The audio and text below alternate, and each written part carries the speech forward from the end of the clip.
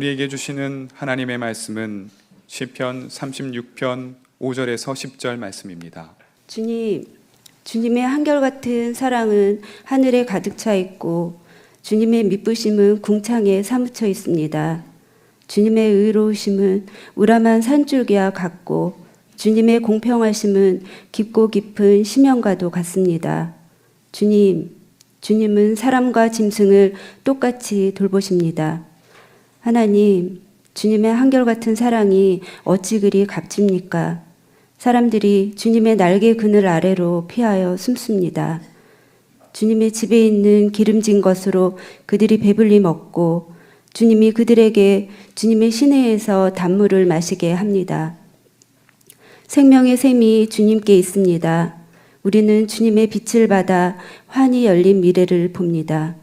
주님을 사랑하는 사람들에게는 주님께서 친히 한결같은 사랑을 베풀어 주십시오.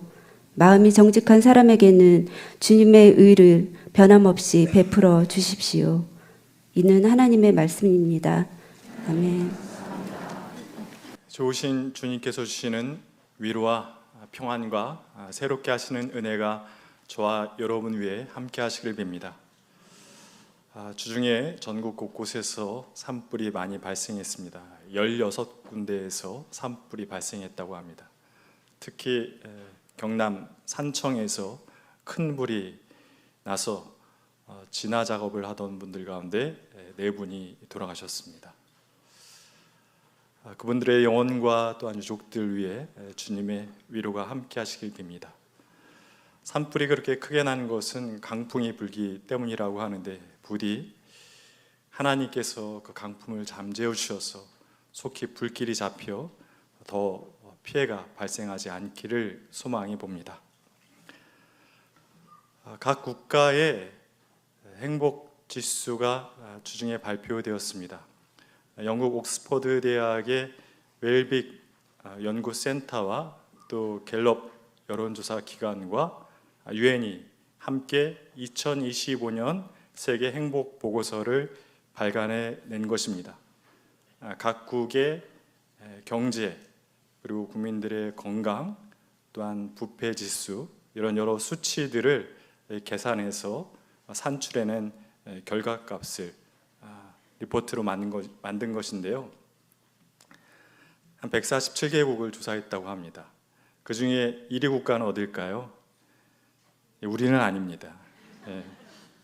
핀란드가 1위예요. 그리고 북유럽 국가들이 대부분 상위권을 차지했고요. 제일 하위는 지금 탈레반에 의해서 오랜 시간 지배를 받고 있는 아프가니스탄이 최하위였습니다. 저희 나라는 58위였습니다. 중간 정도 된다고 볼 수 있는데요. 이게 해마다 나오는 보고서예요.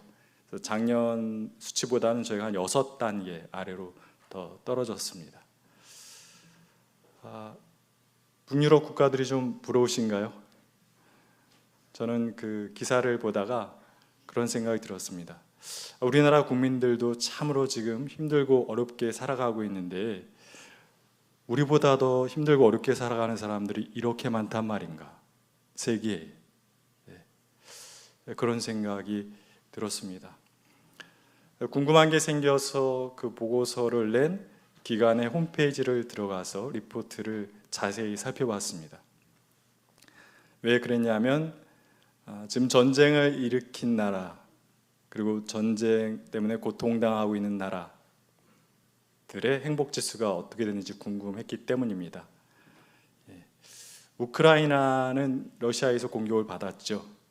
행복지수가 순위가 111위였어요.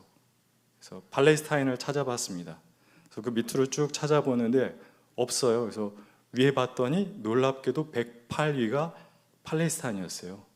근데 딱 수치를 보는 순간 그런 생각이 들더군요. 여기에 가자 지구는 아예 빠졌구나. 가자 지구가 데이터에 들어왔다면 108이라는 순위는 나올 수 없었을 겁니다.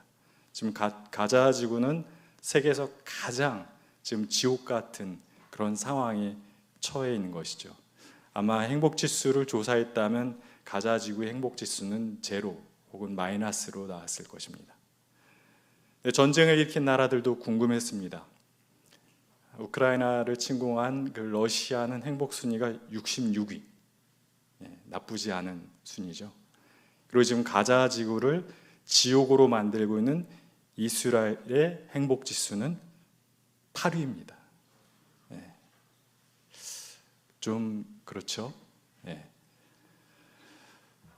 주중에 이스라엘은 가자 지구를 폭격했습니다. 하마스와 휴전 협정을 맺은 지 2달 만의 일입니다.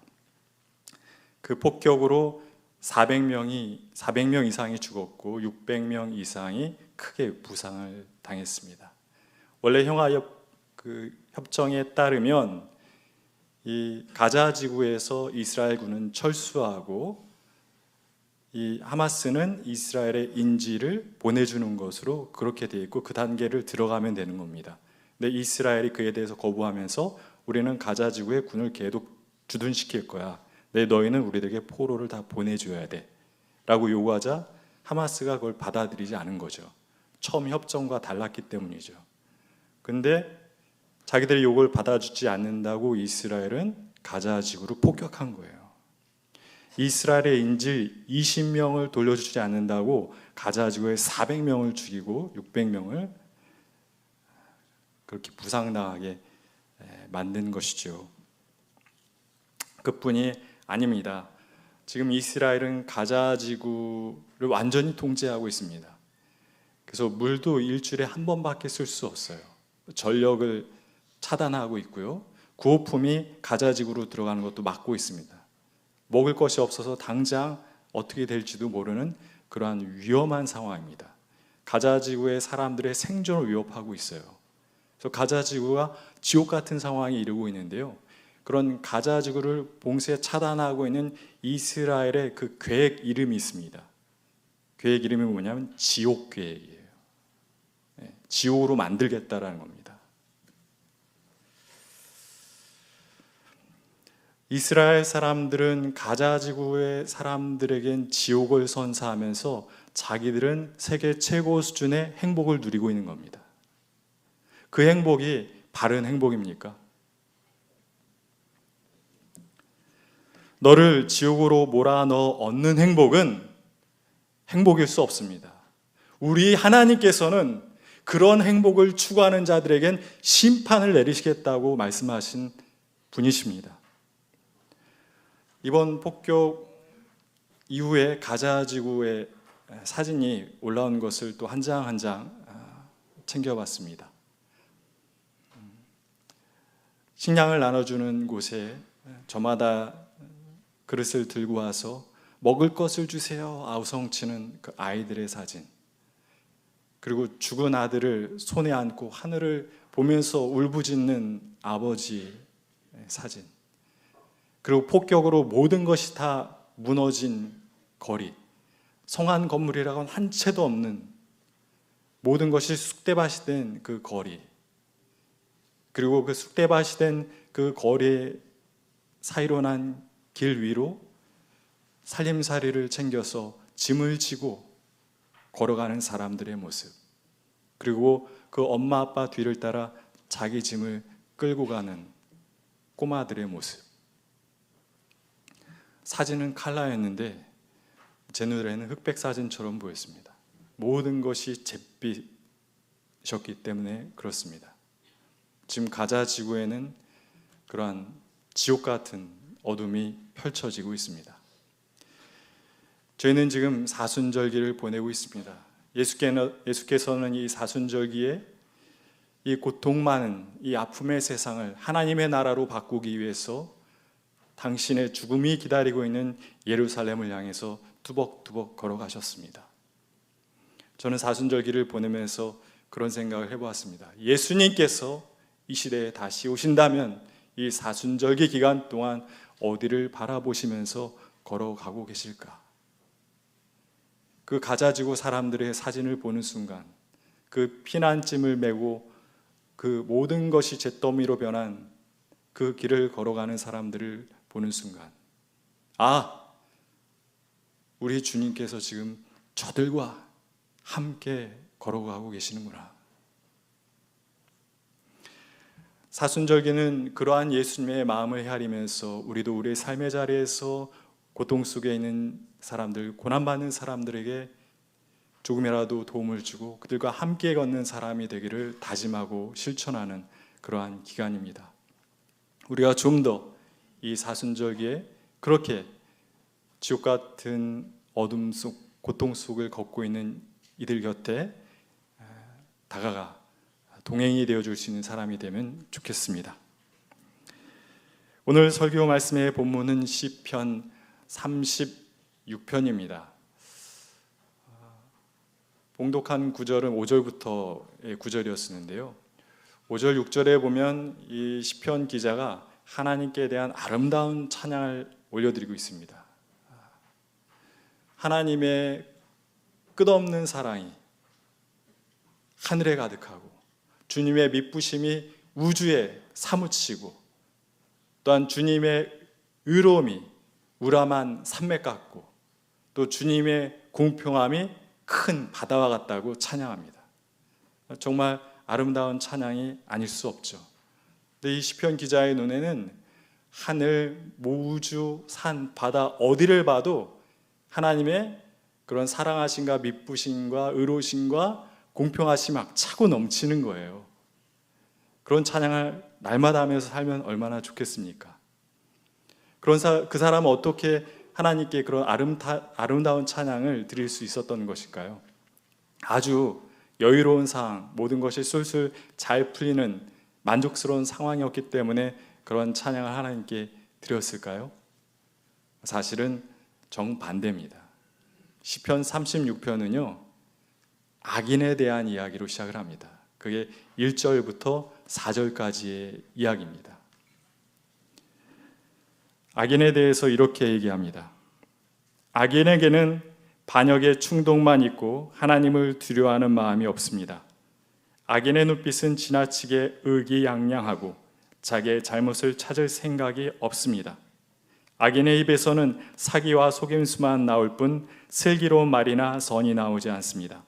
악인은 늘 남을 속일 궁리나 하고 죄된 길을 고집하고 그 악한 고집을 버리려 하지 않습니다. 악인에 대해서 할 말이 많은 거죠. 쌓인 게 많았던 것 같아요. 이 시편 36편 기자가 봤을 때 악인에게는 이게 없어요. 뭐가 없냐면 하나님을 두려워하는 마음, 반성적인 사고, 슬기로움, 선, 회개가 없어요. 그리고 또 그 반면에 악인에게는 이게 있습니다. 뭐가 있냐면 악한 충동, 교만, 사기와 속임수, 고집이 있어요. 악인은 이렇게 정의할 수 있습니다.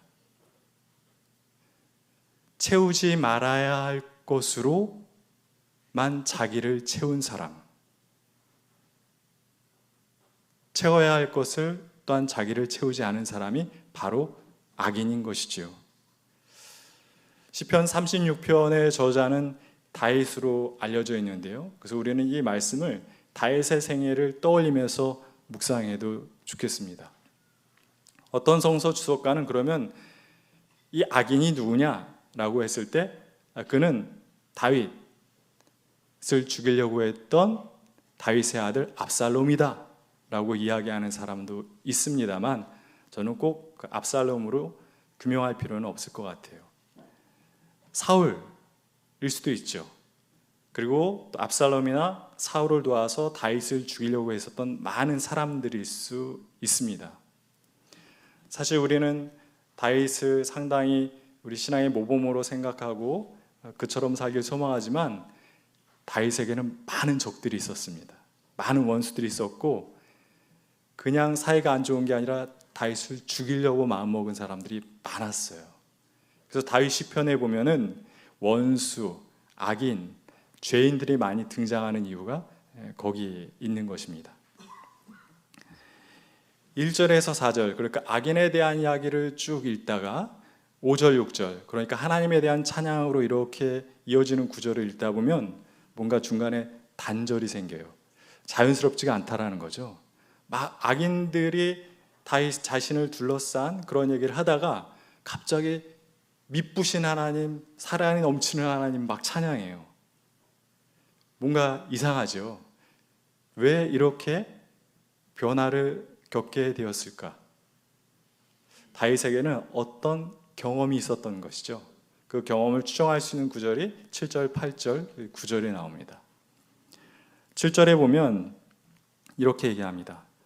다윗은 주님의 날개 그늘 아래 피해서 돌보심을 받은 경험이 있는 거예요. 그리고 그 주님의 날개 그늘은 8절에서 하나님의 집으로 묘사가 됩니다. 하나님의 집에 가서 하나님의 집에서 기름진 것을 먹고 또한 물을 마시면서 생명을 회복한 것입니다. 9절에 생명의 샘이 주님께 있습니다라고 고백한 것은 그러한 의미가 담겨 있는 것이죠. 다윗의 생애를 살펴보았을 때 다윗에게는 정말 수많은 적들이 있었지만 또 그에 못지않게 다윗에게 도움이 된 사람들도 많이 있었어요. 정말 많았죠. 누가 떠오르십니까? 다윗에게 도움을 준 사람. 사무엘을 떠오를 수 있죠. 사무엘은 다윗에게 기름을 붓고 왕으로 세운 사람입니다. 또 다윗의 그 수많은 부하 장수들, 목숨을 걸고 다윗을 위해 쌓았던 그 수많은 장수들을 떠올릴 수도 있습니다만 저는 이 두 사람을 꼽고 싶습니다. 요나단과 아히멜렉. 요나단은 처음부터 다윗을 좋아했어요. 그래서 성경에 보면 요나단이 다윗을 자기 목숨처럼 아꼈다. 남자가 여자를 사랑한 것보다 더 사랑했다. 이러한 표현들이 나옵니다. 근데 이 요나단은 또 누구예요? 사울의 아들이에요. 그러니까 사울 왕이 죽으면 자연스럽게 왕위를 물려받을 수 있는 사람입니다. 그런데 이 요나단은 왕위는 자기에게 올 것이 아니라 다윗에게 와야 된다라고 생각했어요. 다윗이 왕이 되어야 된다고 그렇게 이야기를 한 것입니다. 그래서 사울이 아들 요나단을 죽이려고 하지요. 다윗도 죽이려고 했지만 요나단도 죽이려고 했어요. 그런 생명의 위협을 받는 가운데 또 요나단은 다윗을 살리기 위해서 자기의 목숨을 걸었습니다. 간신히 다윗을 피신시키죠. 다윗은 사울을 피해서 도망갑니다. 아무것도 가진 것 없이 도망가요. 상당히 위험한 상태에 놓여 있는 겁니다. 왕이 죽이려고 했는데 거기서 도망간 거예요. 그러면 왕의 사람들을 만나면 이제 다윗은 어떻게 돼요? 그 사람들이 죽임을 당하는 거예요. 그래서 어디를 갈까 고민하다가 다윗이 찾아간 사람이 있습니다. 그가 아히멜렉이에요. 놉 땅의 제사장이었습니다. 아히멜렉에 가서 다윗이 좀 먹을 것을 좀 달라고 합니다. 얼마나 배가 고팠겠습니까? 그래서 아히멜렉이 제사장만 먹을 수 있도록 정해놓은 거룩한 빵을 다윗에게 선뜻 내어줍니다. 쉽지 않은 거예요. 그 빵을 먹고 또 물도 마셨겠지요. 그러고 나자 다윗은 아히멜렉에 또 요구합니다. 제사장님, 혹시 저에게 무기로 쓸 만한 것 주실 거 없습니까? 제가 너무 급하게 나오다 보니까 못 챙겼습니다. 아히멜렉은 다윗에게 그 골리앗의 칼을 내어줘요. 근데 이 아히멜렉이 왕에게 쫓김을 받는 다윗을 자기가 도와주었을 때 자기에게 화가 찾아올 수도 있다는 생각을 했을까요? 못했을까요? 했습니다. 성경에 보면 한글로 나와요. 다윗이 자기를 찾아왔을 때 이미 아히멜렉은 두려워서 떨었습니다. 알면서도 근데 도와줬어요. 근데 그 이야기가 사울 왕에게 전해졌고 사울은 아히멜렉과 그 일가를 다 몰살시킵니다. 요나단과 아히멜렉 그 두 사람은 정말 죽음의 위협 속에 있었던 이 다윗을 위해서 주님의 날개 그늘이 되어주고 주님의 집이 되어주었던 것입니다. 이 세상 참 살기 힘든 세상이지만 나의 아픔을 자기의 아픔으로 여겨주는 한 사람, 나의 고통을 자기의 고통으로 여겨주는 한 사람, 나를 자기처럼 아껴주는 한 사람이 있으면 이 세상도 살만한 세상이 됩니다. 왜 그렇습니까? 그 사람이 나에게는 주님의 날개 그늘이요 주님의 집이 되어주기 때문입니다. 9절 하반절에 가서 다윗은 이렇게 고백합니다. 우리는 주님의 빛을 받아 환히 열린 미래를 봅니다. 우리가 어둠 속에 있다 하더라도 우리를 위해서 주님의 날개 그늘과 주님의 집이 되어준 사람을 통해서 우리는 어둠 속에서도 빛을 볼 수 있게 되는 것이죠. 주중에 저희 교회에서 후원하는 단체 중에 한 단체가 저를 찾아와 만났습니다. 세움이라고 하는 단체인데요. 이 단체는 어떤 단체냐면 수감자, 교도소에 있는 분들의 자녀들, 세상에 있는, 사회에 있는 그 자녀들을 돌보는 그러한 단체입니다. 수감자들의 자녀들은 사실 정말 우리나라 복지의 사각지대에 놓여 있는 존재들이죠. 대부분 이제 홀부모 자녀들인데 아빠랑 살다가 엄마랑 살다가 어느 날 갑자기 하루아침에 아빠가 엄마가 감옥에 가게 되는 거예요. 근데 말로는 뭘 해외에 돈 벌러 간다 얘기는 하지만 아이들도 알아요. 왜냐면 아무 연락이 안 되거든요. 아이 혼자 그냥 남는 겁니다. 오랫동안 아이들을 위한 사회복지 활동을 하셨던 이 세움이란 단체의 대표인 이경님 대표님은 어느 날 그러한 아이를 보게 됩니다. 아빠가 트럭에 이제 야채를 팔면서 생활하시는 분이었는데 그만 사고를 내요. 근데 무면허였어요. 게다가 뺑소니를 쳤습니다. 잡히면 어떻게 생활이 되지 않기 때문에. 근데 결국엔 잡혔고 감옥에 가게 됐죠. 그래서 이웃에게 자기 딸을 부탁하고 가요. 이제 초등학생이 됐는데 내가 나을 동안 이 딸을 좀 잘 보살펴 달라. 그랬는데 그 부탁받은 이웃이 이 아이를 폭행합니다. 그런 일을 겪으면서 안 되겠다. 저런 아이들을 위한 단체를 세워야겠다. 그래서 2015년에 세움이라는 단체를 세운 것입니다. 교도소나 또 교도소에서 전도 활동하는 분들이나 아니면 교도소에 수감되어 있는 그 수감자 본인이나 아이를 이제 이 세움에 부탁해 오면 세움이 직접 그 아이를 만나러 갑니다. 전국 어디든 찾아갑니다. 찾아가서 그 아이와 관계를 맺기 시작해요. 정말 아무도 돕는 이가 없는 경우가 많기 때문에 아이에게 용돈도 주고 또한 교육 지원비도 주고 또 상담도 해주고 필요한 것들을 공급해주고 병원 가야 되면 병원을 동행해주고 그러한 일들을 하는 것이죠. 그리고 또 가까운 곳에 사는 또 멘토를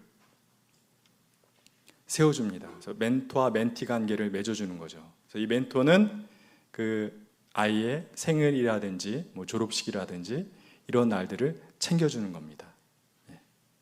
근데 이 아이들이 뭐 처음부터 이렇게 마음을 쉽게 열지 않아요. 고맙습니다, 감사합니다, 잘 하지 않는데 왜냐하면 상처가 너무 커서 그런 게 잘 안 나오는 거죠. 어떤 아이는 5년, 6년 그렇게 시간이 지난 다음에서야 고맙습니다라는 말을 한 아이도 있다고 합니다.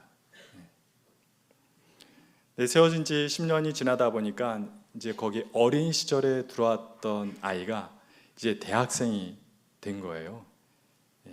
그래서 지금 이제 그 아이들 같은 아픔을 가지고 있는 아이들을 위해서 캠프도 였는데 어느 캠프에 갔을 때입니다. 이 봉사자로 온 이 대학생 친구가 이 대표님께 와가지고 제가 이 아이들에게 제 얘기를 해주고 싶어요. 그동안 아이들에게 제가 나도 너희와 똑같은 사람이다. 나도 수감자 자녀다. 이런 얘기를 못했는데 오늘은 해주고 싶어요. 아이들에게 도움이 되지 않을까 싶습니다. 그러자 허락을 했습니다. 그래? 그럼 한번 해봐. 그래서 그날 밤에 그 아이들이 모여있는 자리에서 이 친구가 자기 얘기를 꺼내는 겁니다. 나도 너희들과 똑같아. 근데 나는 이렇게 살아왔어. 그래서 아이들에게 힘이 되는 얘기를 해줬는데 그 순간 그 얘기를 듣고 있던 그 아이들이 다 눈물이 터진 겁니다. 나도, 우리 아빠도, 우리 엄마도 하면서 자기 얘기들을 꺼내내기 시작하면서 모두 울면서 서로 부둥켜 안고 뭔가 공동체적 치유가 일어난 것이죠. 그러한 세움의 이야기를 쭉 들려주시는 이경림 대표님의 얘기를 들으면서 좀 고맙다는 생각이 들었습니다. 누군가는 해야 하지만 누구도 쉽게 하지 못하는 일을 오래 해오셨고 또한 내가 무슨 일을 하며 살아야 되는지 새삼 깨닫게 해주셨기 때문에 고맙다는 인사를 드렸습니다.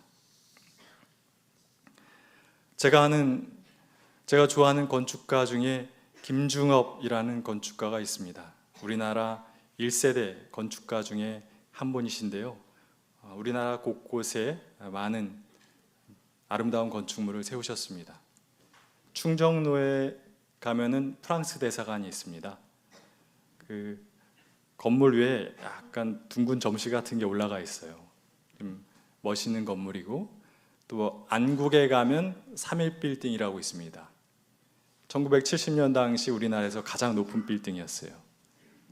그 건물들 설계를 하신 분인데 제가 이 김중업 선생님을 기억하는 것은 이분이 집에 대해서 내린 정의 때문입니다. 김중업 선생님은 집을 이렇게 정의했습니다.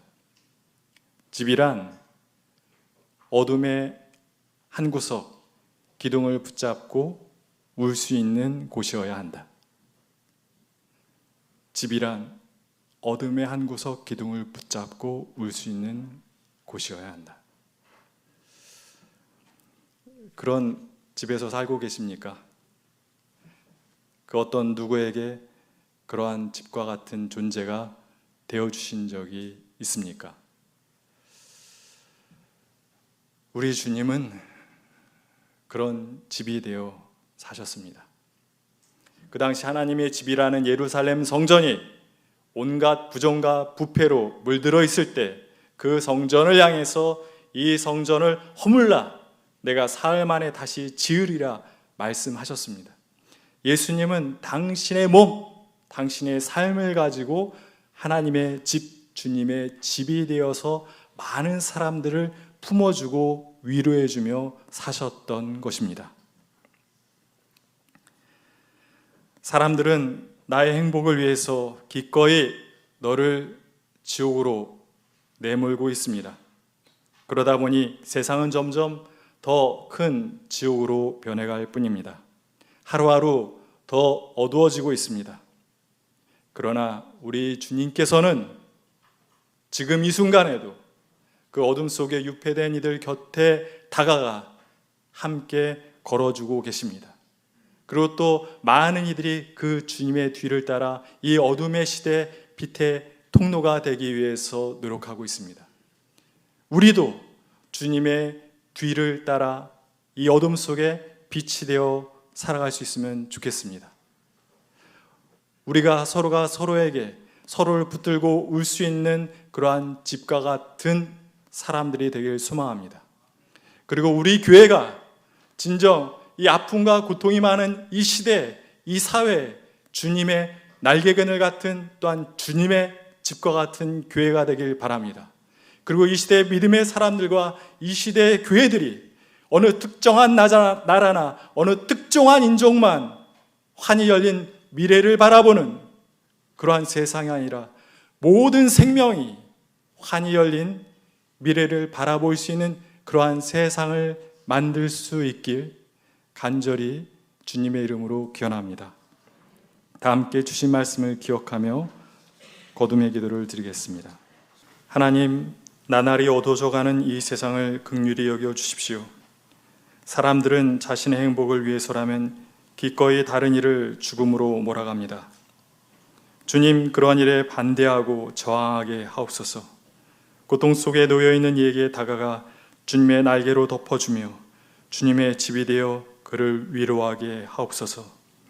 하여 우리로 어둠 속에 유폐된 이들에게 주님의 환한 빛을 전하는 빛의 통로가 되게 하옵소서.